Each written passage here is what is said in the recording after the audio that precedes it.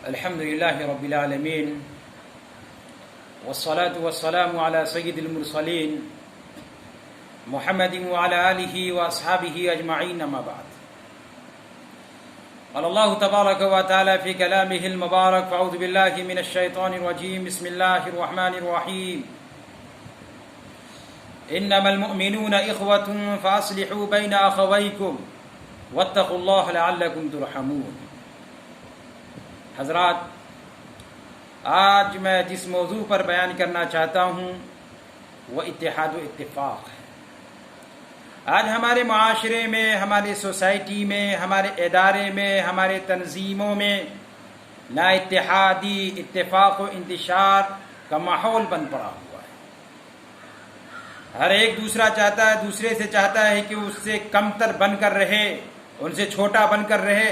حالانکہ ہمارے حضور صلی اللہ علیہ وسلم کا معاملہ یہ تھا کہ وہ دوسروں کو بڑھانے کی کوشش کرتے تھے. لیکن ہمارے اداروں میں دیکھا جاتا ہے کہ جب کوئی عالم دین، کوئی بڑا بن کر ابھرتا ہے تو ان کو نیچے دکھانے کے لیے، ان کو نیچے دبانے کے لیے ہزاروں فتوے مارتے ہیں.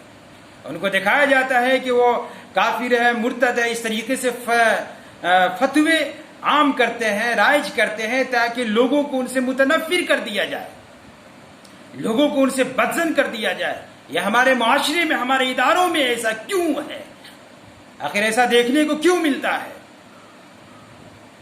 دیکھا جاتا ہے کہ آج عالم دین کے پیچھے پڑے ہوئے، حالانکہ آج امت مسلمہ افتراق و انتشار کی وجہ سے تمام عالم میں پریشان ہے. مسلمانوں پر ظلم و ستم کیا جاتا ہے، ان پر ہم لوگ دھیان نہیں دیتے ہیں، ان پر ہم توجہ نہیں دیتے ہیں. لیکن کوئی عالم دین اگر بڑھ چڑھ کر کام کرنا چاہتا ہے تو ان کو پھنسا کر کے، ان کو فتوی بازی کے ذریعے سے ان کو گنہگار ٹھہرایا جاتا، ان کو فاسق کہا جاتا، ان کو کافر کہا جاتا. آخر ایسا کیوں؟ یہ ہمارے ادارے ایسے تو نہیں سکھاتے. کیا ہمارے پاس یہ تعلیم دیا گیا ہے؟ حالانکہ ہمیں چاہیے کہ ان کو سپورٹ کرنا چاہیے، ان کے بارے میں ان کو آگے بڑھانا چاہیے. اگر ان سے کوئی غلطی ہو چکی ہے، اگر ان سے کوئی ایسی زبان سے کچھ ایسی غلط بات نکل چکی ہے تو ان کے سامنے جا کر کے ان سے موازنہ کرے، ان سے باتیں لیں، ان سے ان کے دلوں سے وہ باتیں نکالے، ان کو سمجھا دے اگر آپ صحیح پر ہیں یا حق پر ہیں. لیکن ان کو گرا دینا، ان کو درندیت کا شکار کر دینا تاکہ وہ اور گمراہ ہو جائے، اس لیے غلط ہے.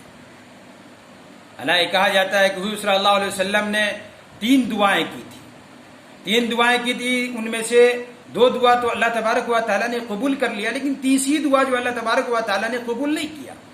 پہلی دعا جو ہے اللہ تبارک و تعالیٰ سے آپ صلی اللہ علیہ وسلم نے یہ کیا تھا کہ یا اللہ، میری امت میں، میری قوم میں، میرے جماعت میں، میرے فرقے میں کبھی بھی عذاب نہیں آنا چاہیے. تو اللہ تبارک و تعالیٰ نے تمام امت مسلمہ سے، امت محمدیہ سے اس عذاب کو ہٹا لیا ہے.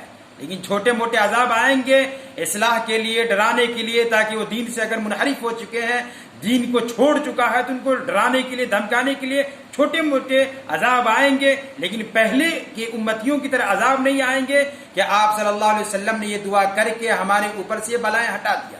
پہلے جب اللہ تبارک و تعالیٰ کی طرف سے عذاب آتا تھا تو تمام قوموں کو ہلاک کر دیا جاتا تھا، برباد کر دیا جاتا تھا، نیست و نابود کر دیا جاتا تھا. لیکن آپ صلی اللہ علیہ وسلم کی دعا کی برکت سے اللہ تبارک و تعالیٰ نے آپ صلی اللہ علیہ وسلم کی اس دعا کو قبول کر لیا، تو ہمارے اوپر سے عذاب کو، ایک بارگی عذاب جو ہے اس کو ٹال دیا اللہ تبارک و تعالیٰ نے، اور قیامت تک کے لیے فکس کر دیا کہ اب قیامت تک کے لیے اب ایسا عذاب نہیں آئے گا. دوسری دعا جو آپ صلی اللہ علیہ وسلم نے کیے تھے وہ یہ ہے کہ یا اللہ، ہماری قوم میں، ہماری جماعت میں، ہمارے امت میں کبھی بھی بھوکمری کا زمانہ نہیں آنا چاہیے. یہ دوسری دعا اللہ تبارک و تعالیٰ سے آپ صلی اللہ علیہ وسلم نے کیا تھا. لیکن اللہ تبارک و تعالیٰ نے آپ صلی اللہ علیہ وسلم کی اس دعا کو بھی قبول کر لیا اور اس امت سے بھوکمری کو ہٹا دیا. پہلے کی امتوں کو دیکھا جاتا ہے، ان کے بارے میں واقعات کو پڑھیے، تاریخ کو کھنگالیے تو آپ کو معلوم ہوگا کہ لوگوں کو 14 دن کے لیے، مہینوں، سالوں بھر کے لیے اللہ تبارک و تعالیٰ بھوکمری سے دوچار کرتے تھے.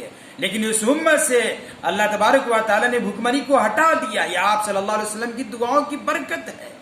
تیسری دعا جو اللہ کے رسول صلی اللہ علیہ وسلم نے اللہ تبارک و تعالیٰ سے کیے تھے وہ تھا اتحاد و اتفاق کا کہ یا اللہ ہماری امت کو ہماری قوم کو ایک پلیٹ فارم پہ جمع کر دیجیے. اللہ تبارک و تعالیٰ نے اس دعا کو قبول نہیں کیا.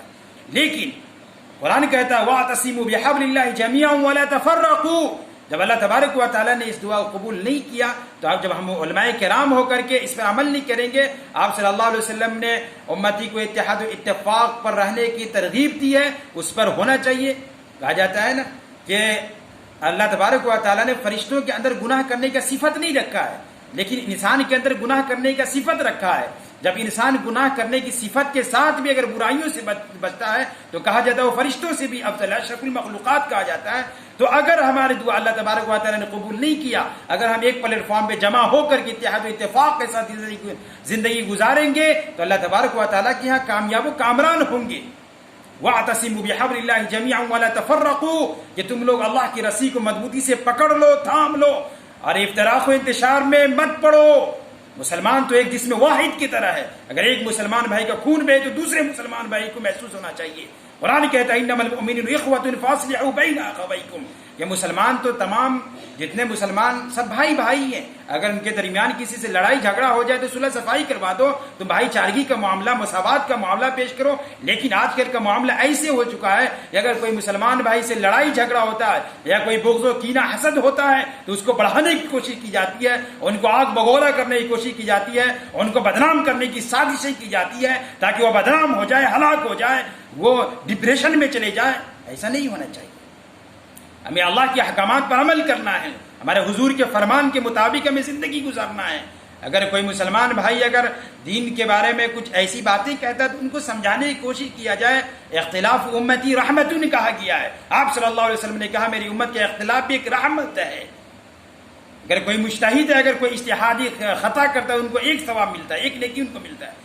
لیکن اگر وہ اجتہاد پر اگر ثابت ہو جائے, صحیح ہو جاتا ہے تو اللہ تبارک ان کو ڈبل نیکیاں دیتا ہے. تو ظاہر سی بات ہے ہم لوگوں کو کسی کے بارے میں ایسے غلط سلط فتوے نہیں رائج کرنا چاہیے.